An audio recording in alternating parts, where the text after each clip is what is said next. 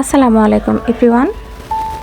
ডিম আর দুধ দিয়ে সবাই হয়তো পুডিং বানাতে পারেন, কিন্তু পাউরুটি দিয়ে যে এত মজার পুডিং বানানো যায় সবাই কি তা জানেন? যদি না জেনে থাকেন আজকের ভিডিওটা শুধুমাত্র আপনার জন্য। খুব সহজে পাউরুটি আর ডিম দিয়ে এই পুডিংটা বানানো এত বেশি মজা, পরিবারের সবাই খেয়ে তো আপনার অনেক প্রশংসা করবে। By the way, I am Tasu, recipe by তাসুতে আপনাদের আরও একবার স্বাগত জানাই। আজকের ভিডিওটা হচ্ছে পাউরুটি, ডিম আর দুধ দিয়ে পুডিং বানানো। তো চলেন মূল রেসিপিতে যাওয়া যাক। তো এখানে আমি পাউরুটি এবং 3টা ডিম নিয়েছি, দেখতে পাচ্ছেন। এই পুডিংটা খুব ইজিলি বানানো যায়, যে কেউ পারবেন, তাই সম্পূর্ণ ভিডিওটা স্কিপ না করেই আপনারা দেখতে হবে। তো এই যে আমি একটা কাঁচির সাহায্যে এই পাউরুটিগুলোকে পিস পিস করে নিচ্ছি। এই পুডিংটা বানানো খুবই সহজ, আপনারা সম্পূর্ণ ভিডিওটা দেখলে অবশ্যই আপনারাও পারবেন। তো আমি পাউরুটিগুলোকে সুন্দর করে কেটে নিয়েছি, দেখতে পাচ্ছেন। তারপরে আমি আগে থেকে জাল করে রাখা হাফ লিটার দুধকে এই পাউরুটিগুলোর মধ্যে দিয়ে দিলাম, দেখতে পাচ্ছেন। এগুলোকে চুবিয়ে রাখবো যেন পাউরুটিগুলো একদম নরম হয়ে যায়। অবশ্যই এখানে গরম দুধ ইউজ করবেন। তারপরে এখানে আমি ডিমগুলোকে ভেঙে নিচ্ছি। এই পুডিংটা বানানো যে এত সহজ, আপনারা ভিডিওটা না দেখলে বুঝতে পারবেন না। তাই সবার কাছে অনুরোধ থাকবে, ভিডিওটা দেখার পর সবাই একবার হলেও এই পুডিংটা বানাতে চেষ্টা করবেন। এত বেশি সহজ আর এত মজার এই পুডিংটা আপনারা না বানালে বিশ্বাসই করবেন না। তো ডিমগুলোকে ভালো করে ফেটিয়ে নিচ্ছি, দেখতে পাচ্ছেন। অবশ্যই ডিমগুলোকে ফেটিয়ে নেবেন। তারপরে এখানে আমি 2 কাপ চিনি দিয়েছি। আপনারা কি পরিমাণ মিষ্টি পছন্দ করেন সেই পরিমাণে দিবেন। তবে আমার এখানে 2 কাপ চিনি লেগেছিল, একদম পারফেক্ট একটা মিষ্টি এসেছিল। তো আমি চিনিগুলোকে একটু একটু করে দিয়ে মিক্স করেছি, ভিডিওটা ফলো করলেই বুঝতে পারবেন। তারপরে এখানে আমি 1 চিমটি লবণ দিয়ে দিচ্ছি। অবশ্যই পুডিংটাতে 1 চিমটি লবণ দিবেন, তাহলে কিন্তু মিষ্টির পরিমাণটা বোঝা যায়। আপনারা যদি লবণ না দেন তাহলে পুডিংটা খেতে পাঞ্ছে পাঞ্ছে লাগবে। তো তারপরে এখানে আমি দুধে যে পাউরুটিগুলো চুবিয়ে রেখেছিলাম ওগুলো খুব নরম হয়ে গেছে, দেখতে পাচ্ছেন। তো এগুলোকে আপনারা ব্লেন্ডারেও ব্লেন্ড করে নিতে পারেন, কিন্তু আমি এত বেশি অলস, চিন্তা করলাম যে এটা দিয়েই ব্লেন্ড করে ফেলি। তো যে তারপরে আমি একটা ছোট্ট ঘুটনি নিয়েছি, এটা দিয়ে কাজ চালিয়ে দিলাম। আমার ব্লেন্ডারটা বের করতে এত বেশি অলসতা লাগছিল, সেজন্য আমি এটা দিয়ে কাজটা সেরে নিলাম। তো তারপরে এগুলো কিন্তু সুন্দর করে মিহি হয়ে গেছে। তারপরে আমি একটা ছাঁকনির সাহায্যে এগুলোকে ছেঁকে নিব।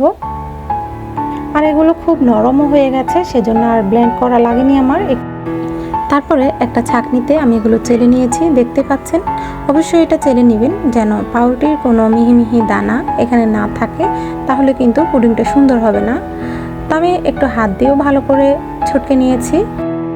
তো এই ছেঁকে নেওয়া দুধগুলোতে আমি আগে যে ডিমটা গুলে রেখেছিলাম সেটাকে আস্তে আস্তে দিয়ে তারপরে ভালো করে মিক্স করে নিলাম। তো তারপরে এখানে ক্যারামেল তৈরি করার পালা। এখানে আমি চিনি দিয়েছি 1 কাপ। আমি তো এর আগেই চিনি দিলাম, আপনারা দেখতে পেয়েছেন, সেজন্য ক্যারামেলে আর বেশি চিনি দিইনি। তো 1 কাপ চিনি দিয়ে হালকা একটু পানি দিয়েছি ক্যারামেলের কালারটা সুন্দর আসার জন্য। তো দেখতে পাচ্ছেন এগুলো খুব সুন্দর করে ফুটছে, তো এই যে আস্তে আস্তে ক্যারামেলের কালারটা চলে আসতেছে। তো আপনারাও সবাই প্লিজ এই ভিডিওটা দেখে বাসায় তৈরি করবেন, খুব সহজেই কিন্তু আপনারা পারবেন ইনশাল্লাহ। তো যে দেখতে পাচ্ছেন খুব সুন্দর একটা কালার চলে এসেছে। তো তারপরে ওটাকে আমি নামিয়ে নিয়েছি। তো এখানে আমি একটা কেকের মোল্ড নিয়েছি, দেখতে পাচ্ছেন লাভ শেপের একটা কেকের মোল্ড নিয়েছি। তো এখানে একটু ক্যারামেল ঢেলে দিয়ে সম্পূর্ণ মোল্ডটাতে ঘুরিয়ে দিচ্ছি। তো এখানে আমার 2টো পুডিং হয়েছে, সেজন্য আমি একটা ছোট বাটিতে নিয়েছি আর একটা এই লাভ শেপের কেকের মোল্ডটাতে নিয়েছি, দেখতে পাচ্ছেন। আপনারা যে কোনো স্টিলের মোল্ডেও নিতে পারেন বা কেকের মোল্ডেও করতে পারেন। তো তারপরে এগুলোকে একটু ঠান্ডা হতে দিব। কালারটা দেখেছেন মাশাআল্লাহ কত সুন্দর এসেছে, তাই না? তো এগুলো যখন ঠান্ডা হবে তখন কিন্তু আমি ওই গুলে রাখা দুধগুলোকে একটু ভালো করে নেড়ে এগুলোর মধ্যে দিয়ে দিব। এগুলো যে শুকিয়ে গেছে আমি হাত দিয়ে আপনাদেরকে দেখানোর চেষ্টা করছি। তো তারপরে দুধগুলো ঢেলে দিব। তো আমার এই পরিমাণে 2টো পুডিং হয়েছে। আমি টোটাল 3টা ডিম আর 6 পিস পাউরুটি নিয়েছি। আপনারা 6 পিস না নিলেও হবে, 4 পিস নিলেই হয়ে যায়। আমার এখানে বেশি হয়ে গেছিলো, তারপরে আমি আবার 2টো রেখে দিয়েছি। 4 পিস পাউরুটি আর 3টে ডিমে খুব সুন্দর করে 2টো পুডিং হয়েছে। তো এই যে দেখতে পাচ্ছেন এই ঢাকনাগুলো দিয়ে আমি কিন্তু ঢেকে দিয়েছি। তো লাভ শেপের যে কেকের মোলটা ওটার কিন্তু আমার ঢাকনা ছিল না, সেজন্য আমার বাটির যে ঢাকনাগুলো দিয়েছি আমি ওগুলোতে দিয়ে একটা পাতিলের মধ্যে পাতিল রাখার যে স্ট্যান্ডগুলো আছে ওটা রেখে তারপর পানি দিয়েছি, তারপরে এগুলো বসিয়ে দিয়েছি। দেখতে পাচ্ছেন, আপনারা ভিডিওটা দেখলেই সুন্দরভাবে বুঝতে পারবেন, সব কিছু তো আর বলে বোঝানো যায় না, দেখিয়ে দিচ্ছি সেজন্য। তো এখানে কিন্তু এই ঢাকনাটা উঠে আসবে, সেজন্য কিন্তু আমি একটা ছোট টাইলস ভাঙা ছিল ওটা কিন্তু উঠিয়ে দিয়েছি যেন চাপে থাকে। তো এই যে মাশাআল্লাহ রাতে খুব সুন্দর হয়েছিল, তো আমি নর্মাল ফ্রিজে রেখেছি একটু। তো দেখতে পাচ্ছেন মাশাআল্লাহ কত বেশি সুন্দর লাগছে, সুন্দর হয়েছে খুব এই পুডিংগুলো। তো আমি একটা নাইফের সাহায্যে সাইডটাকে একটু উঠিয়ে নিচ্ছি। আশা করি আজকের ভিডিওটা আপনাদের কাছে সহজ লেগেছে এবং আশা করি সবাই পারবেন। যদি ভিডিওটা ভালো লেগে থাকে অবশ্যই আমার চ্যানেলটাকে সাবস্ক্রাইব করে দিবেন এবং পাশে থাকা বেল আইকনটি প্রেস করে দিবেন যেন পরবর্তী কোনো রেসিপি ছাড়ার সাথে সাথে সবার আগে আপনার কাছে নোটিফিকেশান চলে যায় এবং আপনি সময় করে দেখে নিতে পারেন। আর ভিডিওটা ভালো লাগলে অবশ্যই একটা লাইক দিয়ে যাবেন। তো এই যে দেখতে পাচ্ছেন মাশাআল্লাহ কত সুন্দর হয়েছে পুডিংটা, আমি আপনাদেরকে দেখিয়ে দিচ্ছি, একটু কেটেও শেয়ার করব।